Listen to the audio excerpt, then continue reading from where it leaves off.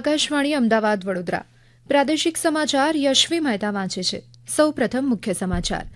લોકસભાના બીજા તબક્કા માટે પ્રચાર અભિયાન પૂર્ણ.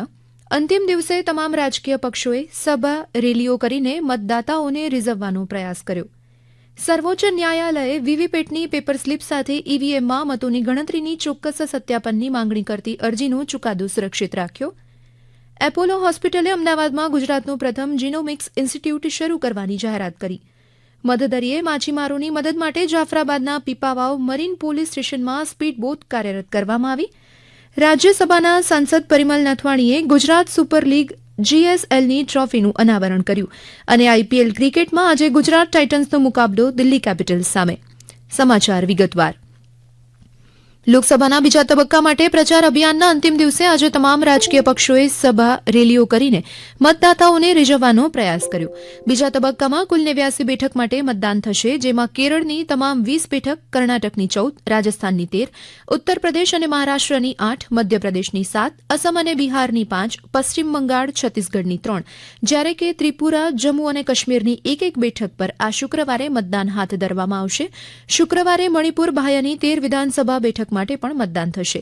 લોકસભા ચૂંટણીના ચોથા તબક્કા માટે ઉમેદવારીપત્ર ભરવાનો આવતીકાલે છેલ્લો દિવસ છે, જ્યારે શુક્રવારે ઉમેદવારીપત્રની ચકાસણી કરવામાં આવશે અને 29મી એપ્રિલ સુધીમાં ઉમેદવારીપત્ર પરત ખેંચી શકાશે. આગામી 13મી મે ચોથા તબક્કામાં 10 રાજ્ય અને કેન્દ્રશાસિત પ્રદેશોની કુલ 96 લોકસભા બેઠક પર મતદાન થશે, જેમાં ઉત્તર પ્રદેશ, મધ્યપ્રદેશ, મહારાષ્ટ્ર, બિહાર, ઝારખંડ, ઓરિસ્સા, પશ્ચિમ બંગાળ, આંધ્રપ્રદેશ, તેલંગાણા અને જમ્મુ અને કાશ્મીરનો સમાવેશ થાય છે. સર્વોચ્ચ ન્યાયાલયે વોટર વેરીફિએબલ પેપર ઓડિટ ટ્રેલ વીવીપેટની પેપર સ્લીપ સાથે ઇલેક્ટ્રોનિક વોટિંગ મશીનમાં મતની ગણતરીની ચોક્કસ સત્યાપનની માંગણી કરતી અરજી પર સુનાવણી કરતા ચુકાદો સુરક્ષિત રાખ્યો છે. ન્યાયાધીશ સંજીવ ખન્ના અને ન્યાયમૂર્તિ દીપાકર દત્તાની ખંડપીઠે ઈવીએમની કાર્યપ્રણાલી વિશે ભારતીય ચૂંટણી પંચને કેટલાક સવાલો પૂછ્યા હતા. સુનાવણી દરમિયાન બેન્ચે ઈવીએમ અને વીવીપેટની કાર્યપ્રણાલીની સુરક્ષા સુવિધાઓને સમજવા માટે ચૂંટણી પંચના અધિકારીઓ સાથે વ્યાપક વાતચીત કરી હતી. આ મુદ્દે ચૂંટણી પંચે આશ્વાસન આપ્યું છે કે કોઈપણ સ્તરે ઈવીએમ સાથે છેડા અશક્ય છે. ચૂંટણી પંચે કહ્યું કે અત્યાર સુધીમાં ખરાઈની 41,629 ઘટનાઓ સામે આવી છે અને 4 કરોડથી વધારે વીવીપેટ પેપર સ્લીપને મેળવવામાં આવી છે. મુખ્યમંત્રી ભૂપેન્દ્ર પટેલ 2 દિવસ દરમિયાન ઝારખંડ અને તેલંગાણાના પ્રવાસે છે. આજે તેઓ ઝારખંડના લોકસભા ચૂંટણીના પ્રચાર માટે ઝારખંડ રાજ્યમાં છે. તેમણે લોઅર દરગા સંસદીય બેઠકના ભાજપના ઉમેદવાર સમીર ઓરારના ઉમેદવારી પત્ર ભરતી વખતે તેમની સાથે ઉપસ્થિત રહ્યા હતા. મુખ્યમંત્રી ભૂપેન્દ્ર પટેલ આવતીકાલે તેલંગાણામાં ભાજપ સરકારના પ્રચાર માટે જશે. મુખ્યમંત્રી તેલંગાણાની કરીમનગર લોકસભા બેઠકના ભાજપના ઉમેદવાર સંજયકુમાર બંદીના ઉમેદવારી પત્ર ભરવા સમયે ઉપસ્થિત રહેશે. ગુરુવારે બપોર બાદ કુરુનૂલ લોકસભા મતક્ષેત્રના ભાજપના ઉમેદવાર ભરત પ્રસાદના સમર્થનમાં ચૂંટણી સભાને સંબોધશે. ભરૂચ લોકસભા બેઠક પર ત્રિપાંખીયો જંગ જામશે. ભારતીય જનતા પાર્ટી, આમ આદમી પાર્ટી અને ભારતીય આદિવાસી પાર્ટીના ઉમેદવારો પોતાના મત વિસ્તારમાં ડોર ટુ ડોર ફરીને ચૂંટણી પ્રચાર કરી રહ્યા છે. આ અંગે વધુ માહિતી આપે છે અમારા ભરૂચ જિલ્લાના પ્રતિનિધિ વાહિદ મશહદી. ભરૂચ લોકસભામાં કુલ 7 જેટલી વિધાનસભાઓનો સમાવેશ થાય છે. કુલ 17,18,794 જેટલા મતદાતાઓ છે. પુરુષ મતદાતાઓ 8,75,104 છે. મહિલાઓ 8,27,604 છે. 84 જેટલા મતદારો થર્ડ જેન્ડરો છે. 1,893 જેટલા મતદાન મથકો આવેલા છે. ભરૂચ લોકસભા બેઠક ઉપર 7મી વખત મનસુખભાઈ વસાવા ભારતીય જનતા પાર્ટીના ઉમેદવાર તરીકે ચૂંટણી જંગમાં ઝંપલાવ્યા છે. તો બીજી તરફ ડેડિયાપાડાના ધારાસભ્ય ચેતરભાઈ વસાવા ગઠબંધનના ઉમેદવાર છે. અન્ય ઉમેદવારોમાં 7 જેટલા અપક્ષ ઉમેદવારો છે. રાજ્યભરમાં વધુમાં વધુ મતદાન થાય તે માટે ચૂંટણી તંત્ર દ્વારા બહોળા પ્રયાસ કરવામાં આવી રહ્યા છે. ત્યારે કચ્છ જિલ્લામાં સ્વીપ હેઠળ વિવિધ પ્રવૃત્તિ કરવામાં આવી રહી છે. ડોર ટુ ડોર સંપર્ક અભિયાનની સાથે ચુનાવી પાઠશાળા યોજી મતદાન અંગે જાગૃતતા લાવવાના પ્રયાસ થઈ રહ્યા છે. વલસાડ જિલ્લામાં વિવિધ રહેણાંક સોસાયટી અને હાટ બજારમાં સ્વીપ અંતર્ગત મતદાન જાગૃતિ કાર્યક્રમ યોજાયા હતા. સાથે જ સંજાણની શાળામાં અવસરની આકૃતિમાં માનવ સાંકળ રચી બાઇક રેલી કાઢવામાં આવી હતી. તો સુરેન્દ્રનગરમાં ચુનાવ કા પર્વ દેશ કા પર્વ 7મી મે વિના મતદાન અવશ્ય કરીએ તેવો સંદેશ પાઠવતા રબર સ્ટેમ્પ બનાવી લાઇટ બિલ તેમજ અન્ય દસ્તાવેજ પર લગાવી અનોખી રીતે મતદાતાઓને મતદાન માટે પ્રેરિત કરવામાં આવી રહ્યા છે.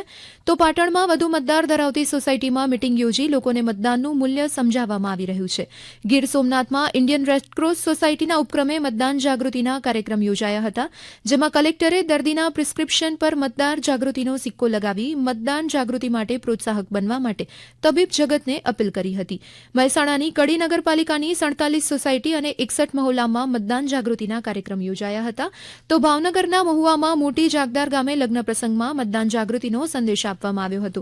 તો મહીસાગરના લુણાવાડામાં 200 રિક્ષા સાથે રિક્ષા ચાલકોએ મતદાન જાગૃતિ રેલીમાં ભાગ લઈ લોકોને મતદાન માટે જાગૃત કર્યા. દાહોદમાં કલેક્ટરે સોશિયલ મીડિયા કર્મચારી સાથે બેઠક યોજી અચૂક મતદાનનો સંદેશ દરેક વ્યક્તિ સુધી પહોંચે તે રીતે કામગીરી કરવા અનુરોધ કર્યો. તો વડોદરા જિલ્લાની તમામ ગ્રામ પંચાયતમાં આઈસીડીએસ વિભાગ દ્વારા 25,000 મહિલાઓએ રેલી યોજી મતદાન જાગૃતિનો સંદેશ ફેલાવ્યો.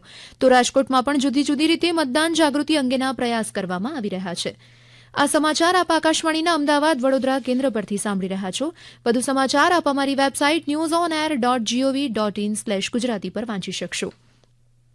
એપોલો હોસ્પિટલે અમદાવાદમાં ગુજરાતનું પ્રથમ જીનોમિક્સ ઇન્સ્ટિટ્યૂટ શરૂ કરવાની જાહેરાત કરી છે.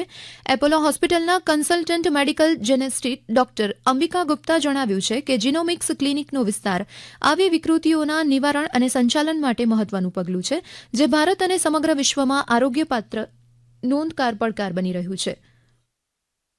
आज जेनोमिक्स डिपार्टमेंट का इनॉग्रेशन हुआ है और ये बहुत अच्छी बात है पूरे गुजरात स्टेट के लिए कि अब जेनेटिक बीमारियों को हम पकड़ पाएंगे और इलाज और उनके जो बचाव की संभावना है उसको बढ़ा पाएंगे. और हर उम्र के लोगों को जेनेटिक बीमारियां हो सकती हैं. जैसे कि किसी का किडनी है तो वो 40 साल की उम्र में अगर किडनी फेल हो गई है या फिर किसी को 20 साल की उम्र में हार्ट अटैक आ रहा है, तो ऐसे जो मरीज होते हैं उनके अंदर जेनेटिक अध्ययन होना, उनका टेस्ट होना इम्पोर्टेंट है, क्योंकि इससे हम उनके इलाज में हेल्प कर सकते हैं. એપોલો હોસ્પિટલના નવા ગ્રુપ મેડિકલ ડાયરેક્ટર ડોક્ટર અનુપમ સિમ્બલે કહ્યું છે કે વિવિધ રોગ અને પરિસ્થિતિને સમજવામાં જેનેટિક્સ મહત્વની ભૂમિકા ભજવે છે. મતદરિયે માછીમારોની મદદ માટે હવે જાફરાબાદના પીપાવાવ મરીન પોલીસ સ્ટેશનમાં સ્પીડ બોટ કાર્યરત કરવામાં આવી છે. 30 નોટિકલ માઇલની સ્પીડે આ બોટ માછીમારોની મદદે પહોંચી જશે. ગમે તે સમયે મતદરિયે માછીમારી કરતા માછીમારોને કટોકટીનો સમય આવી જાય છે, ત્યારે દરિયાની વચ્ચોવચ્ચ મદદ માટે પહોંચવું મુશ્કેલ બની જાય છે. હવે પીપાવાવ મરીન પોલીસના પોલીસ ઇન્સ્પેક્ટર ઈશરાણીના હસ્તે સ્પીડ બોટનું લોકાર્પણ થતાં દરિયામાં ગમે તેવા સંજોગો વચ્ચે માછીમારોનો જીવ બચાવી શકાશે અને કોઈપણ કપરા સમયે પહોંચી શકાશે. દરિયામાં ગમે તેવી પાણીની ભરતી હશે તો પણ આ સ્પીડ બોટ માછીમારોની મદદ માટે કાર્યરત રહેશે. ગુજરાત સુપર લીગે ગુજરાત રાજ્યમાં ટ્રોફીનું આજે રાજ્યસભા સાંસદ અને ગુજરાત સ્ટેટ ફૂટબોલ એસોસિએશનના પ્રમુખ પરિમલ નથવાણી દ્વારા અનાવરણ કરવામાં આવ્યું હતું. આ પ્રસંગે ગુજરાત સ્ટેટ લીગમાં ભાગ લેનારી ટીમના માલિકો, પ્રયોજકો અને સમર્થકો હાજર રહ્યા હતા. જીએસએલ ટુર્નામેન્ટ 1 થી 12 મે દરમિયાન અમદાવાદમાં ઈકે એરેના ટ્રાન્સ સ્ટેડિયા ખાતે યોજાવાની છે. વિજેતા ટીમને 11 લાખ રૂપિયા જ્યારે રનર્સઅપ ટીમને 5 લાખ રૂપિયાનું ઇનામ મળશે. ટુર્નામેન્ટમાં ઉત્તમ પ્રદર્શન કરનારા ખેલાડીઓને જુદી જુદી 8 શ્રેણીમાં 25,000 રૂપિયાનું ઇનામ આપવામાં આવશે. આમ આદમી પાર્ટીના સંસદ સભ્ય સંજયસિંહે આક્ષેપ કર્યો છે કે પ્રધાનમંત્રી નરેન્દ્ર મોદીની નીતિનો લોકો વિરોધ કરે છે. તેમણે 5G, સ્પેક્ટ્રમ, હરાજી, ઇલેક્ટ્રોલ બોન્ડ સહિતના અનેક મુદ્દે ટીકા કરી હતી. આઈપીએલ ક્રિકેટમાં આજે ગુજરાત ટાઇટન્સનો મુકાબલો દિલ્હી કેપિટલ્સ સામે દિલ્હીના અરુણ જેટલી સ્ટેડિયમમાં થઈ રહ્યો છે. ગુજરાતે ટોસ જીતીને ફિલ્ડિંગ કરવાનો નિર્ણય કર્યો છે. ઉલ્લેખનીય છે કે હાલમાં ગુજરાત ટાઇટન્સ પોઈન્ટ ટેબલમાં 6ઠ્ઠા સ્થાને છે, જ્યારે દિલ્હી કેપિટલ્સ 8મા સ્થાન પર છે. અંતમાં મુખ્ય સમાચાર ફરી એકવાર. લોકસભાના બીજા તબક્કા માટે પ્રચાર અભિયાન પૂર્ણ. અંતિમ દિવસે તમામ રાજકીય પક્ષોએ સભા રેલી કરી મતદાતાઓને રીઝવવાનો પ્રયાસ કર્યો. સર્વોચ્ચ ન્યાયાલયે વીવીપેટની પેપર સ્લીપ સાથે ઈવીએમમાં મતની ગણતરીની ચોક્કસ સત્યાપનની માંગણી કરતી અરજીનો ચુકાદો સુરક્ષિત રાખ્યો. એપોલો હોસ્પિટલે અમદાવાદમાં ગુજરાતનું પ્રથમ જીનોમિક્સ ઇન્સ્ટિટ્યૂટ શરૂ કરવાની જાહેરાત કરી. મતદરિયે માછીમારોની મદદ માટે જાફરાબાદના પીપાવાવ મરીન પોલીસ સ્ટેશનમાં સ્પીડ બોટ કાર્યરત કરવામાં આવી છે. રાજ્યસભાના સાંસદ પરિમલ નાથવાણીએ ગુજરાત સુપર લીગ જીએસએલની ટ્રોફીનું અનાવરણ કર્યું અને આઈપીએલ ક્રિકેટમાં આજે ગુજરાત ટાઇટન્સનો મુકાબલો દિલ્હી કેપિટલ્સ સામે. આ સાથે જ આકાશવાણીના અમદાવાદ વડોદરા કેન્દ્ર પરથી પ્રાદેશિક સમાચાર પૂરા થયા.